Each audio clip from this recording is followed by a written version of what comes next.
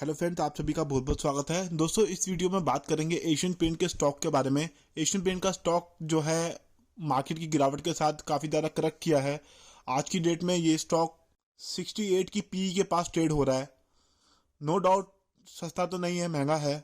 To compare इसके peers जो मतलब इसके जैसा बिजनेस करने वाली और जो कंपनियां हैं, अगर हम उससे कंपेयर करें तो ये थोड़ा हाई वैल्यूएशन पे ट्रेड हो रहा है उनके कंपैरिजन में।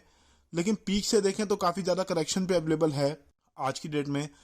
तो जब भी क्वालिटी स्टॉक अच्छा स्टॉक करेक्ट करता है अपनी पीक से, तो हमारा अटेंशन उस तरफ जरूर जाता है कि एकदम एक बार हम चेक करें कि आज की डेट में स्टॉक में क्या काम काज हो रहा है, किस वैल्यूएशन पे ट्रेड हो रहा है स्टॉक, और क्या इसको लेना चाहिए या नहीं लेना चाहिए, पोर्टफोलियो में रखना चाहिए नहीं रखना चाहिए। इसके बारे में एक बार हमारे मन में विचार जरूर आता है। तो चलिए आइए दोस्तों, इस वीडियो में आज हम बात करेंगे एशियन पेंट के बारे में। तो Asian paint basically market leader position पे है डेकोरेटिव पेंट सेगमेंट के अंदर। तो ये कंपनी बेसिकली पेंट नहीं बनाती, इसका डाइवर्सिफाइड पोर्टफोलियो है। ये कंपनी मैन्युफैक्चर करती है मेटल सैनिटरी जैसे कि बाथ सिंक, वॉश बेनिश and such as similar product. इतने अभी रिसेंटली लाइटिंग, फर्निशिंग और फर्नीचर जैसे प्रोडक्ट जो है अपने पोर्टफोलियो में ऐड किए हैं। होम डेकोर और इंटीरियर डिजाइनिंग कैटेगरी में ये रिसेंटली अभी आई है। तो कंपनी जो है काफ़ी अच्छा कैपेक्स भी कर रही है, एक्सपेंशन भी कर रही है, क्योंकि कंपटीशन आ रहा है मार्केट के अंदर। और भी कुछ नए प्लेयर्स ऐड हुए हैं इस इंडस्ट्री के अंदर, जैसे ब्रिटिश पेंट हो गया, इंडिगो पेंट हो गया, और भी 2-3 कंपनियां नई आई हैं इस सेगमेंट के अंदर, पेंट इंडस्ट्री के अंदर। तो कंपनी जो है एक्सपेंशन पे भी फोकस कर रही है। कंपनी ने कुछ इन्वेस्टमेंट किया है कैपेसिटी एक्सपेंशन के लिए। मतलब जो कंपनी प्रोडक्शन करती है, थोड़ा अब कंपनी प्रोडक्शन अपना बढ़ा रही है, इन्वेस्टमेंट कर रही है कंपनी। तो एशियन पेंट जो है पेंट सेगमेंट का राजा है। इसका बिजनेस सिर्फ इंडिया तक सीमित नहीं है, 60 कंट्रीज में कंपनी जो है एक्सपोर्ट करती है अपने प्रोडक्ट को। और ये तीसरी बड़ी एशिया की कंपनी है पेंट सेगमेंट के अंदर। तो ये कोई छोटी बात नहीं होती, तीसरी बड़ी कंपनी होना, बहुत बड़ी कंपनी है ये। और 9वीं बड़ी कंपनी है वर्ल्ड के अंदर पेंट सेगमेंट के अंदर। तो दोस्तों, ये एक 50 साल से मार्केट लीडर है इंडिया के अंदर पेंट इंडस्ट्री के अंदर। तो ये एक छोटी बात नहीं है, बहुत बड़ी बात है, एक बहुत बड़ा स्टॉक है ये। लेकिन जिस हिसाब से कंपटीशन बढ़ता जा रहा है, मार्केट में नए नए प्लेयर्स आते जा रहे हैं इस सेगमेंट के अंदर, तो कंपनी भी अपने आप को लीडरशिप मेंटेन करने के लिए आज की डेट में बहुत तेजी से कामकाज कर रही है, एग्रेसिवली लगी हुई है कि जो पीएस ग्रुप के स्टॉक हैं, जो इसी की तरह बिजनेस करने वाली और कंपनियां हैं, उनको मैं बीट करके कॉम्पिटिशन में आगे बढ़ जाऊं और मार्केट शेयर गेन करूं और मार्केट लीडरशिप मेंटेन करूं। देखिए दोस्तों, पेंट की डिमांड तो मुझे लगता है कभी खत्म नहीं होगी, क्योंकि नए नए घर बन रहे हैं, पॉपुलेशन बढ़ रही है, डेवलपमेंट हो रहा है। हर किसी का सपना होता है कि मेरा अपना एक घर हो। तो हर कोई जो है अपने घर में साल में 2-3 साल में एक बार पेंट करवाता है। तो पेंट का बिजनेस मुझे नहीं लगता कि इतनी आसानी से खत्म होगा या फिर कम होगा। ये ईयर ऑन ईयर बेसिस पे धीरे धीरे करके इंडस्ट्री ग्रो करती चली जाएगी, क्योंकि ऑफिस में, रोड साइड पे सरकारी बिल्डिंग हो गई, प्राइवेट बिल्डिंग हो गई, घर हो गए, कैंटीन हो गई, हर जगह पेंट की रिक्वायरमेंट है, हर जगह पेंट होता है। तो पेंट का बिजनेस मुझे लगता है आने वाले हर साल जो है ईयर ऑन ईयर बेसिस पे ये इंडस्ट्री ग्रो करती जाएगी। और एशियन पेंट की बात करें तो हर 3-4 साल में स्टॉक ने बहुत ही बेहतरीन रिटर्न दिए हैं। जब कोविड आया था 2020 में, तब ये स्टॉक 1600-1500 के बाद चला गया था। आज से हम देखें तो डबल हो चुका है। तो ये स्टॉक कंपाउंड प्रॉफिट ग्रोथ इसके अंदर पिछले 10 साल से 12% की है, और कंपाउंड सेल ग्रोथ इसके अंदर पिछले 10 साल से 12% की मेंटेन रही है। और स्टॉक की सीएजीआर ग्रोथ पिछले 10 साल से 20% की रही है। तो स्टॉक जो है पिछले 10 साल से 20% की सीएजीआर से ग्रो होता चला जा रहा है, मार्केट के अंदर रिटर्न बना के दे रहा है अपने इन्वेस्टर को। तो दोस्तों, और बात करें तो एशियन पेंट ने बहुत बेहतरीन रिटर्न दिए हैं। एशियन पेंट के स्टॉक ने मल्टी बैकर का रिटर्न दिया है। पूरी हिस्ट्री उठा के देखें हम तो 2000 में स्टॉक 20 रुपये का चलता था, आज की डेट में 2700 रुपये का चल रहा है। तो किसी ने भी इस स्टॉक में अगर इन्वेस्ट किया होगा 2000 के आसपास, तो उसका पैसा कई गुना हो गया, अराउंड 200 गुना हो गया इस स्टॉक में पैसा, अगर किसी ने इन्वेस्ट किया होता इस स्टॉक में। तो अगर वो इन्वेस्टेड होता अभी तक, उसको बहुत ही शानदार रिटर्न मिलते इस स्टॉक के अंदर। ईयर 2000 से अगर हम इसके प्राइस को देखना शुरू करें तो आज के प्राइस से कंपेयर करें, अगर अराउंड 3000 रुपीज़ के आसपास पीछे चला गया था, तो 200 गुना हो गया पैसा अगर किसी ने इसके अंदर इन्वेस्ट करके रखा होता तो। तो स्टॉक दोस्तों बहुत ही अच्छा है, फंडामेंटल इस स्टॉक के काफ़ी अच्छे हैं। तो आप मुझसे कहेंगे कि जब स्टॉक इतना ही अच्छा है तो ये स्टॉक करेक्ट क्यों किया। इसका हाई था 3,600 रुपये के पास और आज की डेट में ये स्टॉक 2,700 रुपीज़ के पास ट्रेड हो रहा है। तो ये करेक्ट इसलिए किया क्योंकि एक तो हाई वैल्यूएशन पे ट्रेड हो रहा था ये स्टॉक, और दूसरा अभी क्वार्टर रिजल्ट जो है एक्सपेक्टेड था कि अच्छे आएंगे, क्योंकि क्रूड ऑयल का प्राइस थोड़ा कम हुआ है। क्रूड ऑयल के प्राइस पे काफ़ी ज़्यादा इफेक्ट पड़ता है, कंपनी के प्रॉफिट मार्जिन पे इफेक्ट पड़ता है, क्योंकि क्या है कि पेंट बनाने के लिए क्रूड ऑयल की रिक्वायरमेंट होती है। क्रूड ऑयल रॉ मटेरियल होता है, अगर रॉ मटेरियल सस्ता है तो कंपनी की कॉस्टिंग थोड़ी कम हो जाती है, कंपनी जो है अपने प्राइस को मैनेज कर सकती है मार्केट के अंदर। जो कंपनी का प्रोडक्ट सेल कर रही है मार्केट में, उस प्राइस को कम करके अपनी सेल को और बढ़ा सकती है। तो क्रूड ऑयल का प्राइस थोड़ा कम हुआ है, तो एक्सपेक्टेड था कि क्वार्टर रिजल्ट थोड़ा अच्छा आएगा, लेकिन एक्सपेक्टेड से इतना अच्छा नहीं आया जितना एक्सपेक्ट किया जा रहा था, इसलिए स्टॉक जो है करेक्ट किया और मार्केट के अंदर करेक्शन आई, तो इसलिए स्टॉक के अंदर हमें गिरावट जो है देखने को मिली। अब इसकी पी देखते हैं कि एवरेज पी इसकी कितनी रही है, कितनी एवरेज पी के पास ये ट्रेड होता था स्टॉक। तो एवरेज पी आप देखेंगे पिछले 10 साल के अंदर, तो इसकी एवरेज पी 60, 65, 70 तक रही है। बीच में जब इसके अंदर मेजर क्रैश आया था, जैसे कोविड के टाइम आया, तब इसकी पी 53 तक चली गई थी। उससे पहले भी जब मार्केट के अंदर करेक्शन आई तो 46 की पी चली गई थी। बीच में ये स्टॉक की पी 100 तक टच की है, तो स्टॉक की वैल्यूएशन काफ़ी रिच हो गई थी, इसलिए इसके अंदर करेक्शन देखने को मिला। स्टॉक जो है हाई वैल्यूएशन पे ट्रेड हो रहा था, काफ़ी ज़्यादा बढ़ गया था, इसलिए करेक्शन एक ड्यू थी। मार्केट के अंदर करेक्शन आई तो स्टॉक के अंदर भी थोड़ी गिरावट हमें देखने को मिली। देखिए दोस्तों, अभी स्टॉक मार्केट में ना करेक्शन हुई है, तो काफ़ी सारे स्टॉक करेक्ट किए हैं। तो आप एक गलती मत कीजिएगा, आप उल्टे सीधे स्टॉक को ऐड मत कीजिएगा, आप जो है क्वालिटी स्टॉक में इन्वेस्ट कीजिए, जो अच्छी क्वालिटी कंपनियां हैं। पहले मैंने पुराने वीडियोस के अंदर बात की है उन सारे स्टॉक्स के बारे में, आप उस वीडियो को चेक कर लीजिए, आपको लिंक डिस्क्रिप्शन बॉक्स में मिलेगा। तो जो क्वालिटी कंपनीज हैं, क्वालिटी स्टॉक्स हैं, आप उनमें इन्वेस्ट कीजिए, क्योंकि जब मार्केट में करेक्शन आती है तो सारे स्टॉक करेक्ट करते हैं, लेकिन आपको सिलेक्ट करना है तो अच्छा स्टॉक सिलेक्ट करना है, अगर आपका लॉन्ग टर्म व्यू है तो।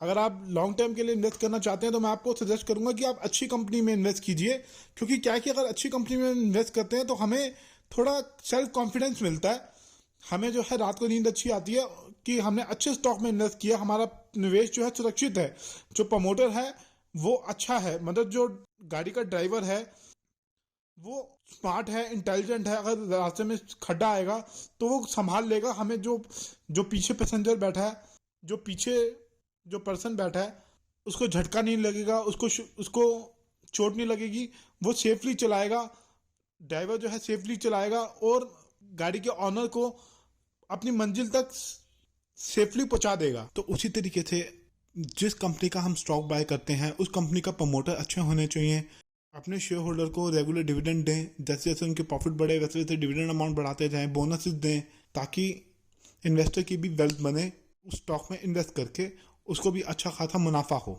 ऐसा ना हो कि वो अपना ही प्रॉफिट अर्न किया जा रहा हो, अपनी वेल्थ बनाया जा रहा हो और इन्वेस्टर को, शेयर होल्डर को कुछ ना दे रहा हो। ऐसे स्टॉक में इन्वेस्ट करके कोई फ़ायदा नहीं होता। तो कहने का मेरा मतलब यह है कि जो ड्राइवर है, गाड़ी का ड्राइवर अच्छा होना चाहिए, स्मार्ट होना चाहिए, इंटेलिजेंट होना चाहिए, उसको अच्छा एक्सपीरियंस होना चाहिए गाड़ी चलाने का। अगर वो स्मार्ट होगा, इंटेलिजेंट होगा, तो वो स्मार्टली एक्ट करेगा। तो उसी तरीके से जिस कंपनी में हम इन्वेस्ट कर रहे हैं उस कंपनी के प्रमोटर भी अच्छे होने चाहिए, फ्रेंडली विद इन्वेस्टर होने चाहिए।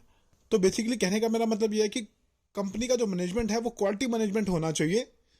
जैसे कि एशियन पेंट का प्रमोटर है, तो ऐसे स्टॉक में अगर हम इन्वेस्ट करेंगे लॉन्ग टर्म के अंदर तो हमारी अच्छी वेल्थ बनती है, हमारे अच्छे पैसे बनते हैं, क्योंकि इस टाइप के स्टॉक के अंदर इंस्टीट्यूशन की होल्डिंग अच्छी होती है, फॉरेन इन्वेस्टर की होल्डिंग अच्छी होती है, म्यूचुअल फंड हाउस की होल्डिंग अच्छी होती है, इंश्योरेंस कंपनी हो गया, एनबीएफसी कंपनी हो गई। ज़्यादातर बड़े बड़े इन्वेस्टर ऐसे स्टॉक में इन्वेस्ट करना पसंद करते हैं जहाँ इन्वेस्ट करके अच्छा मुनाफा हो, अच्छा प्रॉफिट हो, अच्छा डिविडेंड मिले, अच्छा बोनसेस मिले और अच्छी वेल्थ बने सबकी।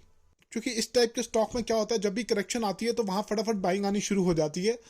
स्टॉक के अंदर जैसी करेक्शन आती है, थोड़ी मार्केट गिरावट के साथ करेक्ट करता है, तो स्टॉक अपने आप थोड़े टाइम में रैली दिखाने लगता है, ऊपर की तरफ चार्ज उसके अंदर बननी शुरू होती है। थोड़े टाइम में जैसे मार्केट के अंदर मूवमेंट आता है ऊपर, तो सबसे पहले इस टाइप के अच्छे स्टॉक ही जल्दी जो है रिकवर करते हैं। तो इसीलिए मैं आपको सजेस्ट करूंगा कि आप कचरा स्टॉक ऐड मत कीजिए अपने पोर्टफोलियो में, क्योंकि मार्केट के जब करेक्शन होती है तो सारे स्टॉक करेक्ट करते हैं, उल्टे सीधे स्टॉक भी करेक्ट करते हैं, अच्छे स्टॉक भी करेक्ट करते हैं। अच्छे स्टॉक में ही आप इन्वेस्टमेंट कीजिए, अपने पोर्टफोलियो में अच्छे स्टॉक ही ऐड कीजिए। आइए दोस्तों अब चार्ट पे देखते हैं। चार्ट पे हम देखेंगे तो 2500 रुपये के पास पहला सपोर्ट है इसका बहुत अच्छा, दूसरा सपोर्ट इसका 2200 रुपये के पास निकलता है। तो स्टॉक कंपनी का जो है आज की डेट में 2700 रुपये के पास ट्रेड हो रहा है। तो अगर मैं यही कहूँगा, अगर आप SIP मोड के थ्रू इन्वेस्ट करना चाहते हैं तो आप टुकड़ों टुकड़ों में इन्वेस्ट कर सकते हैं इसके अंदर। आपको 2500 का वेट करने की जरूरत नहीं है। अगर ये 2650 या 2600 के पास आता है तो आप इसके अंदर इन्वेस्टमेंट कर सकते हैं। अच्छा स्टॉक है, SIP के थ्रू जाना चाहते हैं तो। बाकी इस स्टॉक के हम चार्ट को ठीक से एनालाइज करें तो हम ये पाएंगे 2020 में इसमें करेक्शन आई थी, तब ये स्टॉक 1700 का चलता था, तो ये स्टॉक 1520 तक आया था। तो इसके अंदर अराउंड 200 रुपये की करेक्शन हुई थी, अराउंड ये 12 से 15% करेक्ट किया था। उसके बाद इसके अंदर करेक्शन आई तो ये जनवरी 2021 में 2800 का चलता था, 2800 से ये 2277 रुपये तक आया। तो अगर हम कैलकुलेट करें तो 600 रुपये करेक्ट किया स्टॉक अपनी पीक से, 600 550 रुपये, यानी कि 20% की करेक्शन। उसके बाद दोबारा हम देखें इसके अंदर जनवरी 2022 में एक साल के बाद इसका हाई बना था 3576 रुपये, 3576। उसके बाद ये करेक्ट किया तो इसने करेक्शन दिखाया, ये आया 2580 तक। तो इसके अंदर अगर हम करेक्शन देखें 1000 रुपये की अराउंड करेक्शन हुई, तो स्टॉक 30% करेक्ट किया। तो उस हिसाब से अगर हम कंपेयर करें, स्टॉक जब लंबी रैली दिखाता है, लंबी रैली दिखाने के बाद उसके अंदर करेक्शन एक आता ही आता है। ये पास का आप डाटा उठा के देखेंगे, आप हिस्ट्री उठा के देखेंगे तो आप यही पाएंगे कि ये बड़े बड़े करेक्शन जो हैं इसके अंदर जो है करेक्शन टाइम टू टाइम देखने को मिले हैं। जब स्टॉक ओवरवैल्यूड हो जाता है तब उसके अंदर एक डिप देखने को मिलता है, करेक्शन अच्छा खासा हमें देखने को मिलता है इस स्टॉक के अंदर। ये इस स्टॉक का लाइफ टाइम चार्ट है, अराउंड 20 ईयर्स का चार्ट है। आप यहाँ पे देखेंगे तो आपको लगेगा कोई करेक्शन नहीं थी, लेकिन अगर आप इसको छोटा करके देखेंगे तो आप ये पाएंगे कि इसके अंदर भी 30-40% की करेक्शन, 25% की करेक्शन बीच बीच में कई बार देखने को मिली है। तो वही है, जब स्टॉक ओवरवैल्यूड हो जाता है और कंपनी के जब क्वार्टर रिजल्ट एक्सपेक्टेशन से अच्छे नहीं आते तो स्टॉक जो है थोड़ा करेक्ट तो करता है। जब उसके अंदर फिर अच्छे नंबर आने लगते हैं, अच्छी ग्रोथ आने लगती है, चाल ऊपर की तरफ बननी शुरू हो जाती है, स्टॉक के अंदर फिर से ऊपर का अपमूव देखने को मिलता है। क्योंकि क्या है कि जब बैलेंस शीट के अंदर ग्रोथ अच्छी आती है तो कंपनी के प्रॉफिट बढ़ते हैं, कंपनी के प्रॉफिट बढ़ते हैं तो स्टॉक का EPS बढ़ता है, अर्निंग पर शेयर बढ़ता है। तो कंपनी जो है डिविडेंड ज़्यादा देती है, डिविडेंड ज़्यादा देती है तो इन्वेस्टर का अच्छा खासा प्रॉफिट होता है। तो तभी जो है स्टॉक के अंदर अपराइज देखने को मिलता है। आइए इसकी डिविडेंड हिस्ट्री उठा के देखते हैं कि इसने कितना डिविडेंड दिया है पास के अंदर।